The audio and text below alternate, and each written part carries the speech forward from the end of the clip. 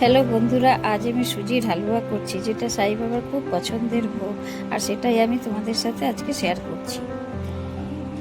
এবার প্রথমে কড়াই চালিয়ে গ্যাসে কড়াই বসিয়ে কড়াইতে ঘি দিলাম। ঘিটা বেশ গরম একটু হয়ে এলো, তার মধ্যে ঘিটা গরম হলে কাজু বাদাম আর কিশমিশ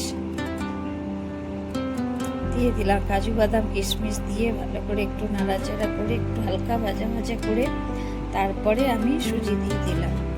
এখানে 1 বাটি মতো সুজি আছে। সুজিটা দিয়ে ভালো করে ঘিয়ের সাথে বাদামের সাথে নেড়ে হালকা যখন একটু রং ধরে আসবে তখন আমি দুধটা দিয়ে দেবো। দুধটা দিয়ে নেড়ে তারপরে আমি পরিমাণ মতন চিনি দিয়ে দেবো। দিয়ে ভালো করে নাড়তে থাকবো যতক্ষণ না কড়াইয়ের থেকে ঠিক ছেড়ে আসছে, ততক্ষণ নাড়াচাড়া করতে করতে করে নেবো। করে নেবার পরে দেখলাম যে কড়াই থেকে ছেড়ে আসছে, তখন এবার হয়ে গেল।